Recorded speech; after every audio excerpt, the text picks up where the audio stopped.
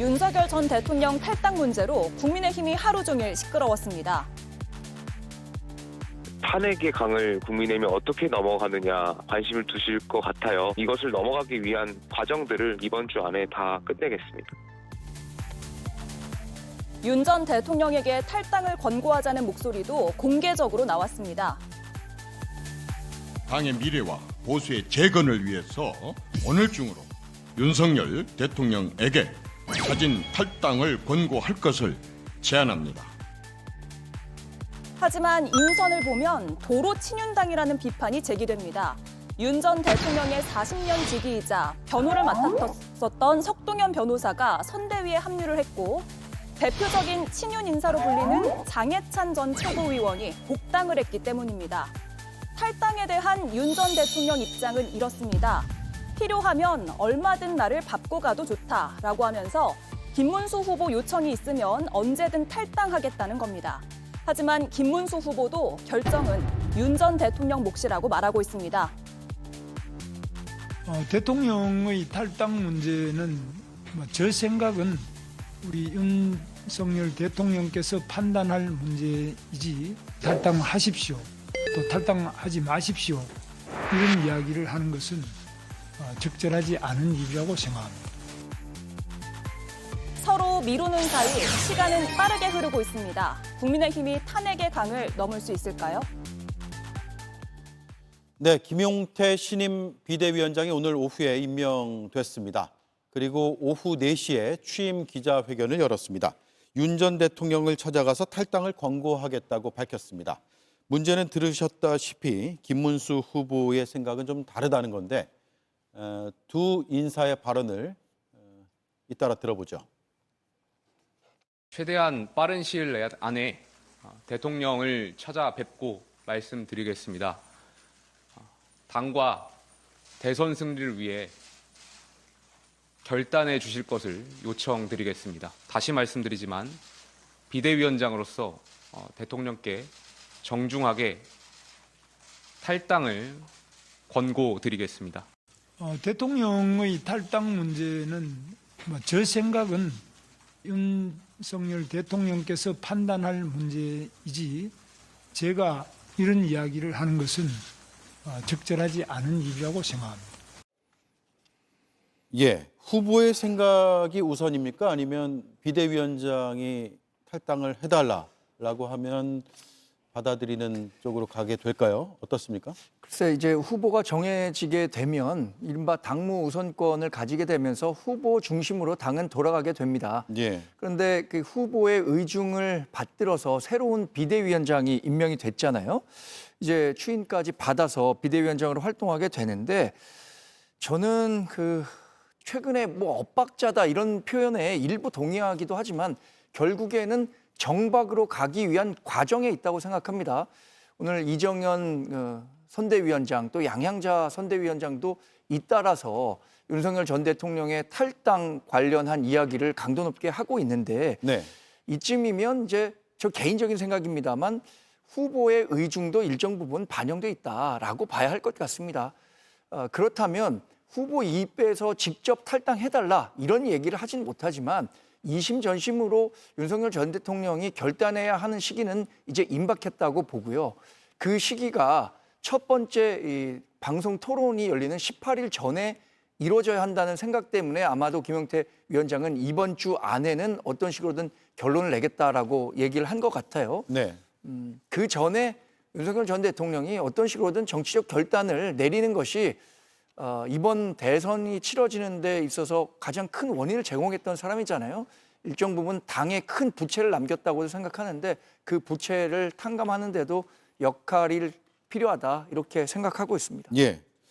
김문수 후보가 비상겸 활동에 대해서 사과를 하긴 했죠. 그런데 헌법재판소를 향해서는 김정은, 시진핑 같은 공산 국가에서는 그런 일이 있다 라면서 만창일치의 헌재 결정을 비판하는 발언을 했거든요. 일단 들어보겠습니다.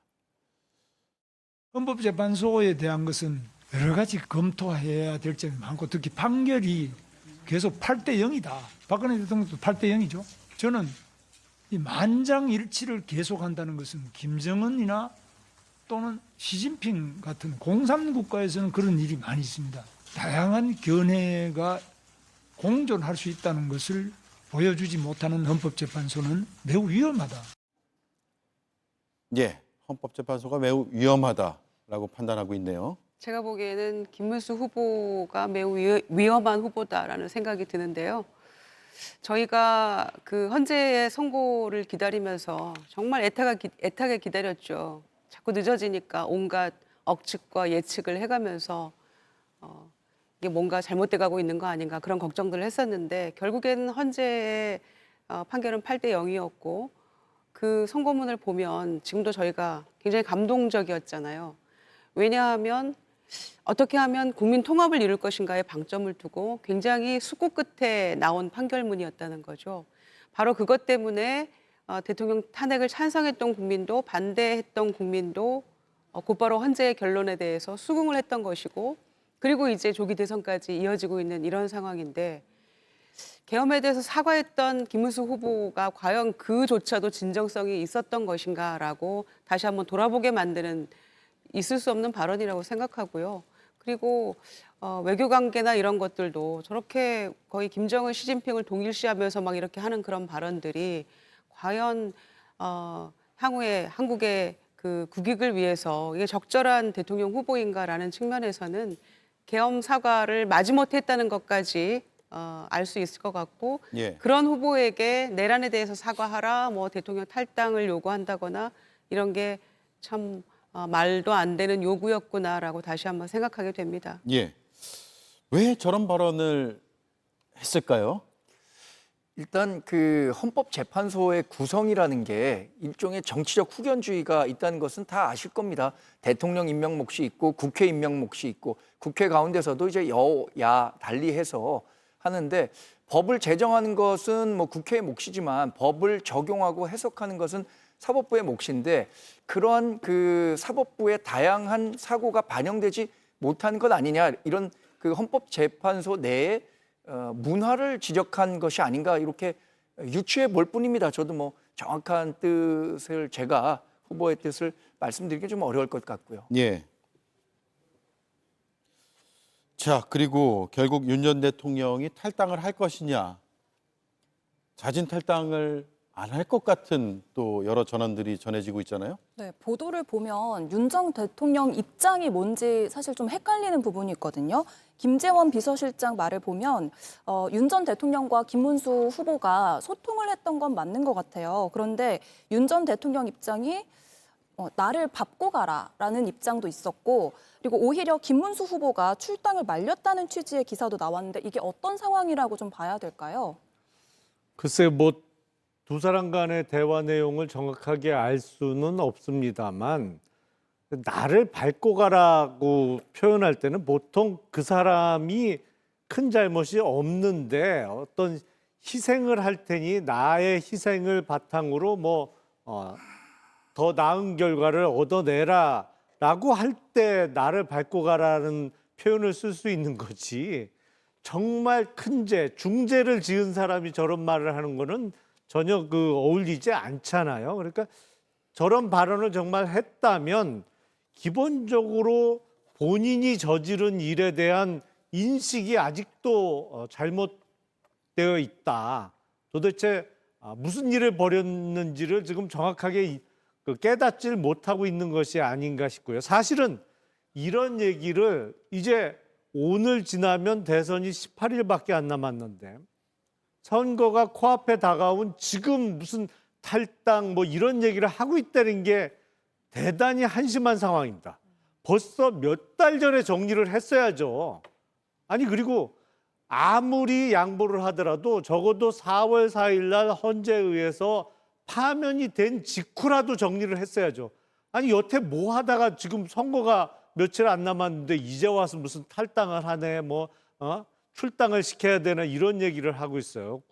지금 보고 있자면 정말 한심합니다. 예. 도로 친윤당이다라는 표현을 오늘 언론이 꽤 썼거든요. 동의하시는지 당에서는 어떻게 보고 계시는지가 궁금하네요. 최근에 일어나는 과정만 보면 저도 약간 당혹스러운 면이 있습니다. 윤석열 전 대통령이 과연 김문수 후보와 통화를 했고 일각에서 얘기한 것처럼 김문수 후보에 대해서 왜 계엄에 대해서 사과했느냐 이렇게 질책했다는 내용도 있잖아요. 이것은 사실이 아니라고 우리가 밝히기도 했습니다만 그 윤석열 전 대통령과의 관계 재설정과 관련해서 당내에 큰 이견이 있다는 것 뭐 많이들 목도하고 계실 겁니다. 저는 앞서 말씀드린 것처럼 이게 한 번에 윤석열 전 대통령과 단절하고 가겠다라고 하는 것도 무리가 있다고 봅니다. 김문수 후보가 지금껏 우리 당이 후보가 되는 과정에서는 이른바 전통 지지자들의 지지를 바탕으로 이 자리에 왔기 때문에 후보 스스로 여기에 완전한 단절을 하기는 어려웠다고 보고요. 예. 친윤 선대위가 다시 구성됐다라는 것도 현실적으로 우리 당의 대부분의 의원들이 이른바 친윤 의원이었습니다. 그런데 이 선거를 치르다 보면 현역 의원 중심으로 갈 수밖에 없고 실무적으로 일을 맡기다 보니까 그런 평가가 나오는 것 같은데 저는 김문수 후보가 얘기하는 것처럼 용광로 같은 원팀 그 선대위를 구성하기 위해서 예. 김문수 후보 스스로도 많은 노력을 하고 있고 그 결과물들도 이제 유권자 여러분들께 보여줄 수 있는 시기가 곧 있을 거라고 기대하고 있습니다. 예. 왜 이렇게 당에서는 윤을 끊어내지 못하는 걸까? 참 뭐 많은 해석들은 있지만 뚜렷한 답이 없어요. 그래서 뭐 그게 사실인지 아닌지 저희가 보기엔 사실인 것처럼 느꼈습니다마는 윤 전 대통령은 스스로 본인이 당에 남아 있는 것이 도움이 되는 것이다라고 착각하고 있다는 거 아닙니까? 예. 게다가 이번 대선에 대해서 크게 희망을 안 가지고 있는 국민의힘의 다수의 의원들 또 지도부 친윤 의원들은 다음 그냥 당권 내 포석을 깔고 있기 때문에 이대로 그냥 쭉 가면 된다라고 여전히 생각하고 있는 것 같고요. 저는 보기에 그렇습니다. 윤석열 전 대통령이 스스로 석고대죄하면서 내가 당을 나가겠다, 국민께 죄송합니다라고 해도 사실은 이젠 너무 늦었고 별로 큰 뭐 효과도 없을 거라고 저는 생각합니다. 그런데 그것도 아니고 탈당을 해라 말아라를 가지고 서로에게 핑퐁하고 있잖아요. 당의 일이 많다, 또 본인이 알아서 할 일이다, 후보는 이렇게 얘기를 하고 있기 때문에 정말 볼썽사나운 일들이라고 생각합니다. 그리고 어떤 그 장면이 떠오르냐면 지난 총선 때 김건희 여사와 한동훈 대표 사이에 문자 논란이 있지 않았습니까? 예. 대표님이 하라고 하면 제가 사과하겠습니다. 막 이런 문자. 그리고 한동훈 대표는 소위 일십했던 그 문자 말입니다. 결국에는 사과할 뜻이 없는 것으로 나는 읽었다라는 한동훈 대표의 어떤 그 첨언도 있었는데 결국에는 사과 안 하고 넘어갔고 그 뒤로 계엄이 있었고 이렇게 돼버린 거 아닙니까? 그래서 이것도 마찬가지로 핑퐁하다가 저는 날 새을 것 같다. 그리고 대선은 끝날 것 같아요. 전혀 지금 그럴 뜻이 없는데 당에 일임한다고 얘기하고 있고 그분이 알아서 할 일이다 얘기를 하고 있기 때문에 출당시킬 마음도 없고 탈당할 마음도 없는 사람들이 서로 지금 떠넘기게 하고 있다라고 보여지고 그 중간에서 청년 정치인 김용태 비대위원장이 그냥 소모적으로 예. 쓰이고 있다라는 점에서 참 안타깝게 생각합니다. 예. 본인이 강단도 없어 보이는데 경로하면 어쩌려고 조만간 찾아가서 탈당을 권유합니까? 무슨 권유입니까? 내일까지 탈당해라라고 요구를 하고 안 하면 출당이나 제명시키겠다라고 선언을 하는 게 본인이 국민들이 놀랍도록 빠르게 그 변화를 체감할 수 있도록 보여드리겠다라고 했잖아요, 개혁을. 그런데 보여주는 게 결국 오늘 비대위원장으로 인준받고 나서 공식으로 한 얘기가 탈당 권유입니까? 죽도밥도 아닌 것이고 예. 어차피 말도 안 되는 일의 연속이다라고 생각합니다. 비대위원장은 권한이 있지 않아요? 출당시킬 수 있는 권한이? 본인한테 있나요? 아니면 뭐 당의 어떤 기구가 해야 되나요? 평소 같으면 비대위원장이 할 수 있죠. 근데 이제 국민의힘 당원에 의하면 대선 후보가 선출되면 선거에 영향을 미칠 수 있는 일에 대해서는 모든 당무에 관해서 우선적으로 권한을 갖거든요. 그러니까 예. 선거 때 누구를 출당시키거나 뭐 입당시키거나 이런 게 최종적으로는 적어도 선거 기간 동안은 대선 후보가 그 권한을 갖고 있는 거죠. 그러니까 지금은 김문수 후보가 결정을 할 수 있는 입장이고 아주 좋게 해석을 하면 뭐 좋은 해석인지는 잘 모르겠습니다만 김문수 후보가 차마 자기 입으로는 당을 나가라는 얘기를 못하니까 김용태 비대위원장하고 역할을 나눠서 이른바 뭐 굿캅, 배드캅으로 해서 김문수 후보는 싫은 얘기 안 하고 김용태 이제 신임 비대위원장이 탈당을 요구하는 내지는 권유하는 역할 분담을 했다라고도 볼 수 있는데 문제는 정말 후보 뜻이 그렇다면 당의 인사가 저렇게는 안 돌아갈 것 같아요. 예. 저도 뉴스 보고 깜짝 놀란 게 지난 2022년 대선 때 당시 그 윤석열 후보 수행을 이용 전 의원이 했거든요. 그리고 일정을 강명구, 지금은 의원 됐습니다만 그때 일정을 강명구 지금 의원이 담당을 했어요. 그리고 그러니까 역할까지 똑같아요. 예. 3년 전 대선하고 지금하고 놀라울 정도로 똑같습니다. 예. 김용태 비대위원장이 오늘 서울 신도림역 유세를 나갔는데 지지자로 보이는 시민에게 항의를 받는 모습도 있었거든요. 보겠습니다. 이게 함부로 하고 있어요. 그러니까 그렇게 내부적으로 분담자가 나오고 갈라치기 하잖아요. 한번 하세요 좀. 어떻게 내정 되자마자 내부적으로 더 총질을 하고 있어. 예. 탈당을 해야 된다라는 여론도 있지만 또 현장에서는 반대 여론도 있고 난감한 상황일 것 같아요. 지금 화면으로 보시는 장면이 우리 당이 안고 있는 총체적인 어려움이라고 생각합니다. 당의 스펙트럼이 굉장히 넓습니다. 그동안 전통적으로 지지했었던 이른바 뭐 강성 지지층이 있는 반면에 중도 확장 없이는 이번 대선 치르기 어렵다라고 얘기하는 분들의 목소리도 있는 거죠. 그래서 아마 김문수 후보도 본인이 하고 싶은 이야기를 직접적으로 하지 못할 수도 있고요. 예. 이런 과정을 뭐 김 의원님 말씀하신 것처럼 김용태 신임 비대위원장이 하도록 일부 용인하고 있는 것은 아닌지 이런 해석도 가능한 거죠. 저는 결국에는 이번 선거에 임하는 분들의 마음가짐에 달려 있다고 봅니다. 정말 승리하고 싶다면 당연히 중도에 있는 표를 가져오기 위한 노력을 해야 되는 거고요. 예. 전통 지지자들은 저는 정치공학적으로 보더라도 투표장에 가든 안 가든 결국에는 우리 편이 될 것이라고 보고 있거든요. 이런 부분에 대해서 조금 더 전략적인 마인드를 갖고 선거대책위원회가 선거 캠페인을 진행해야 하는 것 아닌가라는 그 개인적인 말씀을 드립니다. 예. 김문수 후보의 선대위 인선을 놓고도 굉장한 비판들이 많습니다. 제가 앞서 프로그램 시작하면서도 짚어드렸고요.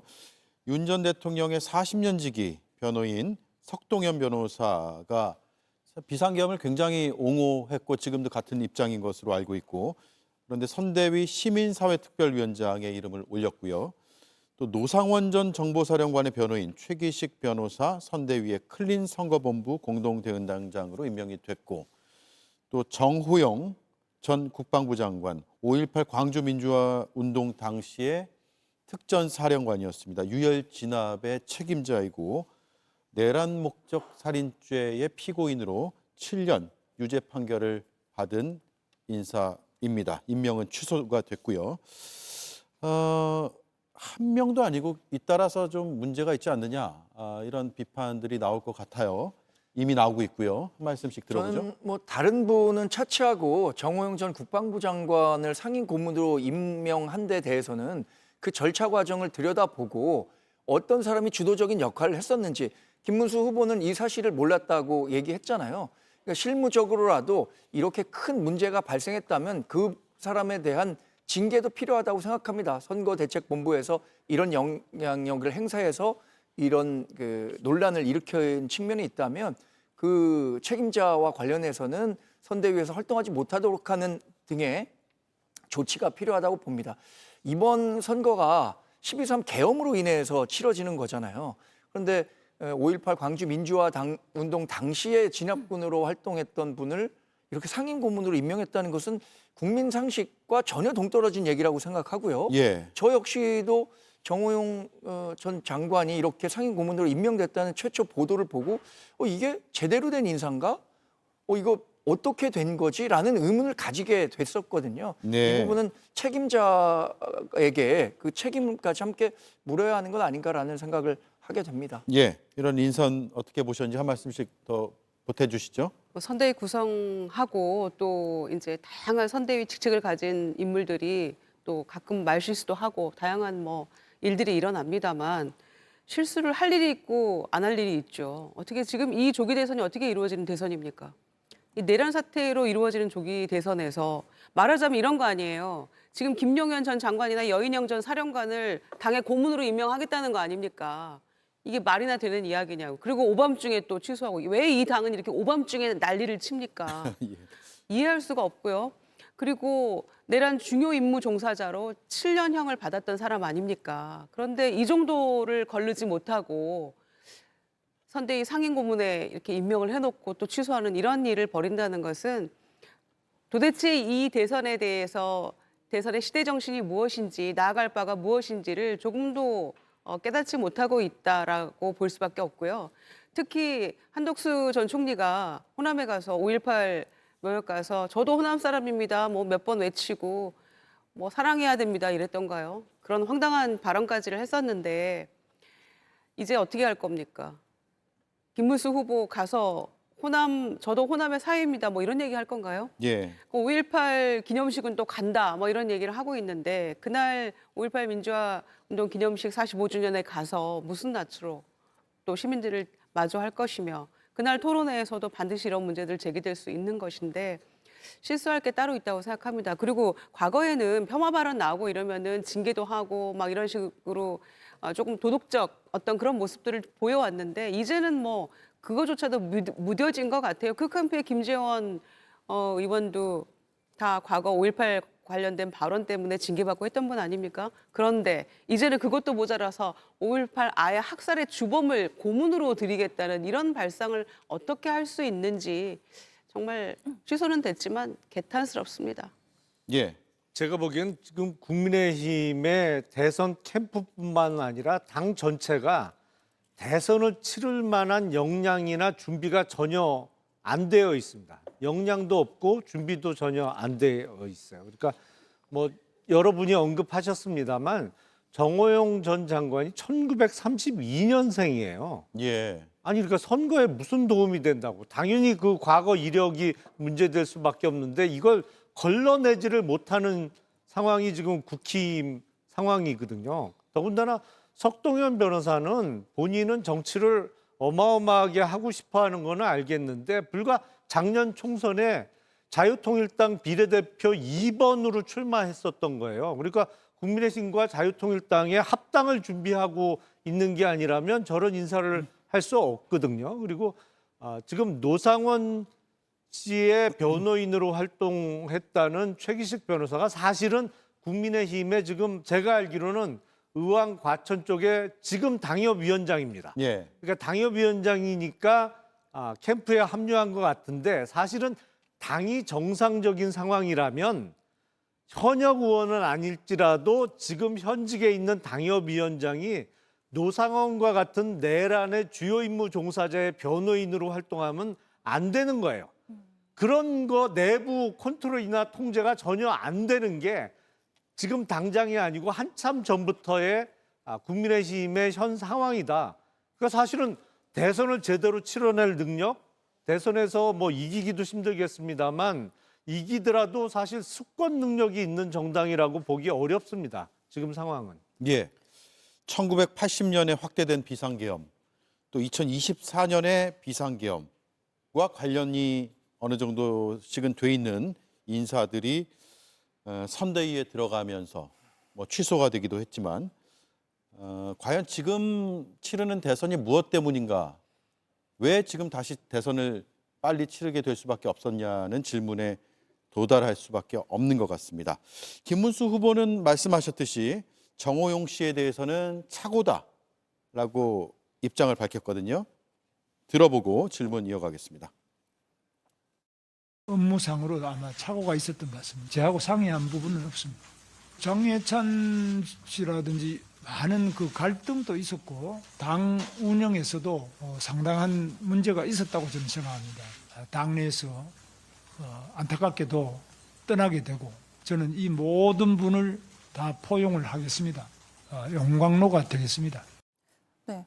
정광재 의원님, 이게 네. 착오라고 하면 어떤 착오를 말하는 건지 이게 후보 모르게 이런 인선이 좀 진행이 될 수 있는 구조인가요? 그래서 사실 선대위가 워낙 방대하게 구성이 되고 이 후보의 일정이 워낙 그 분주하게 움직이기 때문에 이런 인선 하나하나에 후보가 직접 관여하기는 어렵다고 봅니다. 저는 착오라는 것은 아무래도 이런 그 상임 고문단을 임명하는 것은 조직본부 내에서 추천이 이루어지고 그 과정에서 최종 결론이 나는 것으로 알고 있고요.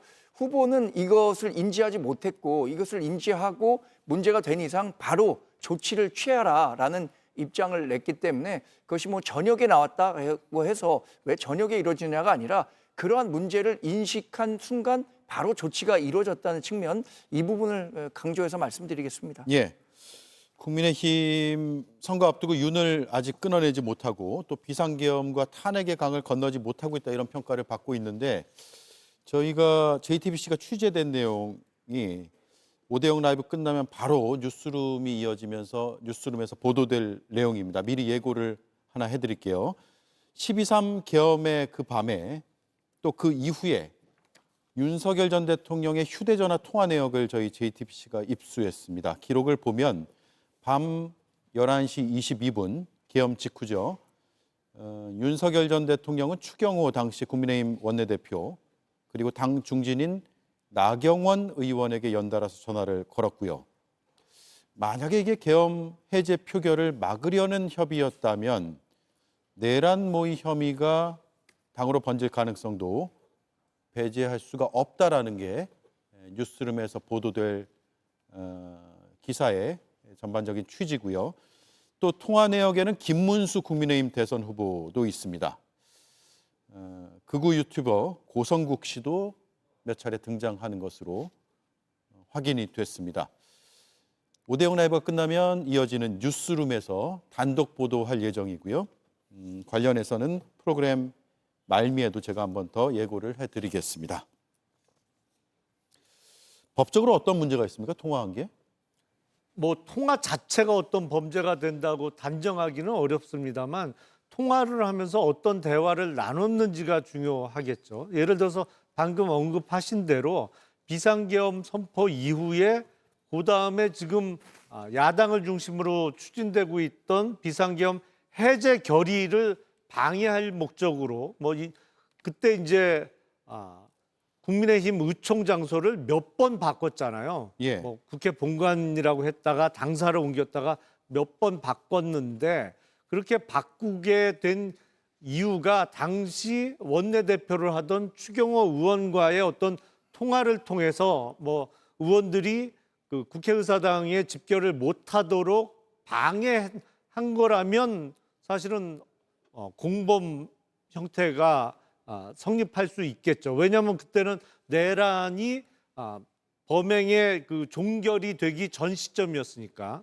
예. 비상계엄 선포 이후에 아직 그 진행되고 있는 상황이었으니까요. 대화 내용이 어떤 내용이었느냐, 그게 가장 중요해 보입니다. 예, 추경호 의원은 당시에 국민의힘 원내대표였고 또 나경원 의원은 당 중진이자 현직 의원이어서 표결을 행사할 수 있고요. 반면에 김문수 후보는 뭐 장관이었고요. 이런 상황들이 있는 것 같습니다. 보도에 언급되는 인사들에 대해서도 저희 5대0 라이브에서도 예고를 해드렸기 때문에 입장 혹은 반론이 나오면 내일 또 전해드리도록 하지요. 제가 알기로는 추경호 원내대표는 이미 윤석열 전 대통령과 당시에 통화를 했다라는 내용을 얘기했었고요. 예. 당시에 이 국회로 이동하는 과정에서 전화가 와서 윤 전 대통령이 추경호 원내대표에게 이렇게 계엄을 선포한다는 사실을 미리 알려주지 못해서 미안하다라는 요지의 발언을 했던 걸로 기억하고, 당시에 이 의원들이 모이는 장소에 대해서 어디에 모일 것이냐와 관련한 공지, 이 부분에 대해서도 추 당시 원내대표는 국회가 아니라 당사로 공지를 했는데 그것이 국회로 들어오기가 어렵다는 사실 때문에 얘기했었다는 이야기를 했었다는 점만 말씀드립니다. 추가. 예, 알겠습니다. 마지막으로 홍준표 전 대구시장 오늘 더 뜨거워졌어요. 매일 점점 뜨거워지는 것 같습니다. 30년 전에 노무현 전 대통령을 따라갈 걸 그랬다. 꼬마 민주당, 90년대에 있었던 통합민주당을 의미하는 것이고요. 민주당에 갔다면 상식이 통하지 않는 당에서 가슴앓이 안 했을 거다라고 탈당한 국민의힘을 향해서 강도 높은 비판을 또 이어갔습니다. 민주당 갈 걸 그랬다. 노무현 전 대통령 따라서. 실제로 당시에 노무현 전 대통령이 당에서 홍준표 검사를 영입하려고 좀 시도했죠. 그게 사실이죠.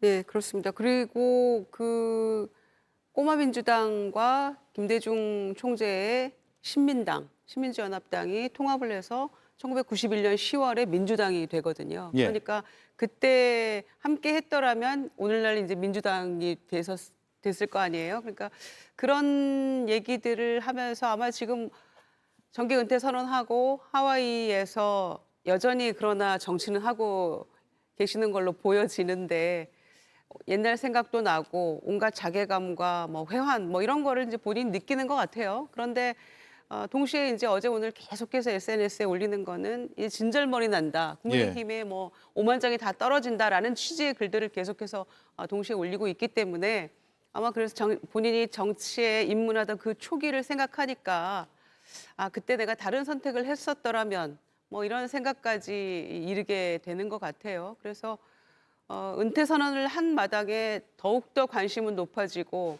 여전히 그러니까 이게 은퇴가 사실이라면 SNS를 딱 끊어야 되거든요.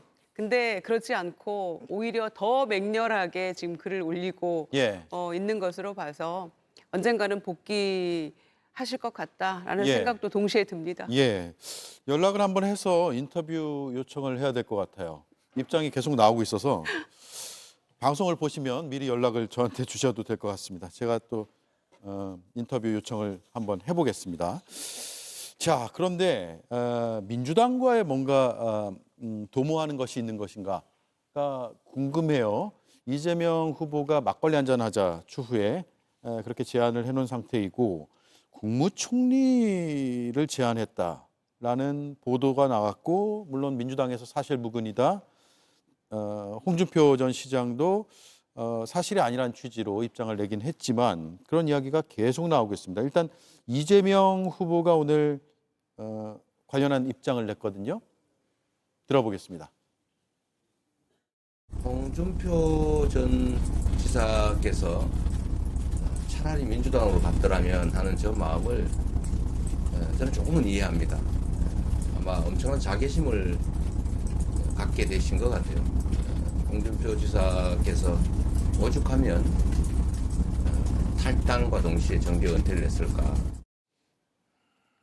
예, 어떻습니까? 지금 김용남 의원 보시기에 국무총리 뭐 이런 얘기도 나오는데 일단 사실은 아니라고 선은 그었어요.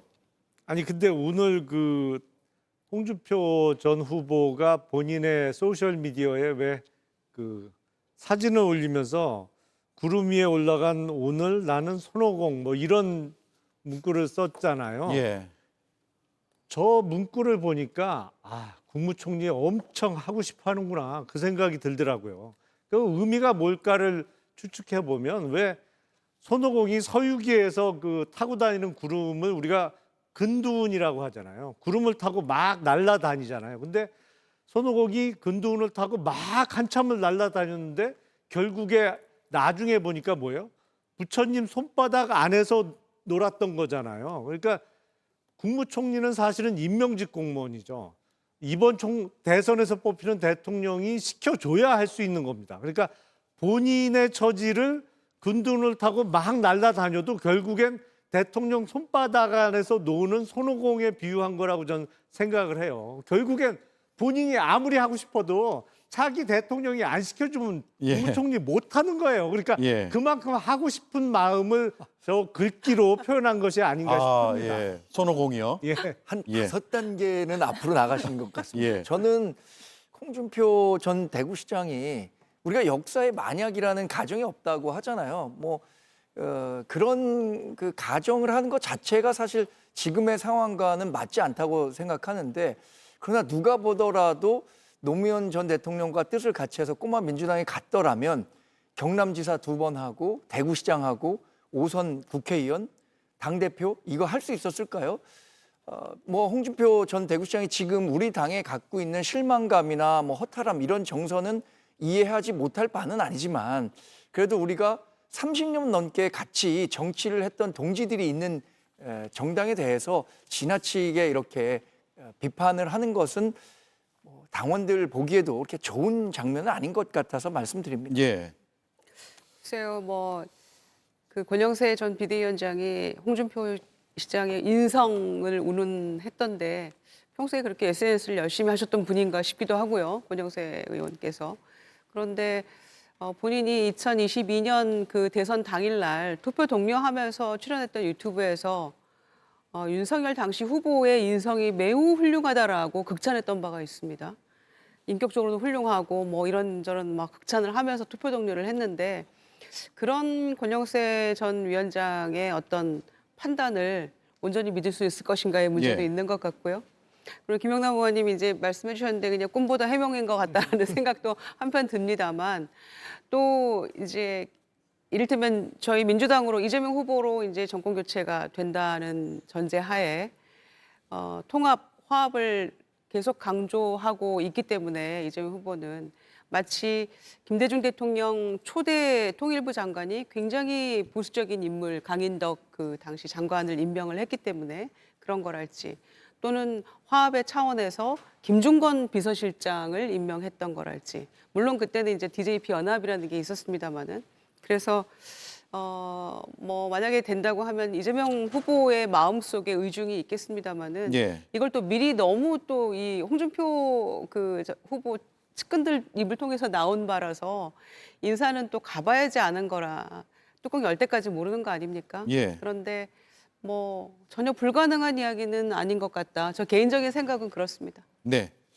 여러 이제 추측이지만 뭐 상상력이라 그럴까요? 이런 것들이 많이 정치에는 발휘되기 마련이고 또 어찌 될지 모르기 때문에 여러 가능성들은 또 열려 있고 또 반면에 지금 선거 국면에서 국민의힘을 탈당해서 국민의힘에 비판하는 입장이 민주당과 같은 지금 상황인 것이지만 조금만 더 시계를 뒤로 돌려보면 찬탄과 반탄의 입장에서 보면 대통령 탄핵을 앞장서서 반대했던 인사이기 때문에 또 가능성이 없어 보이기도 하고 여러 생각들이 드네요.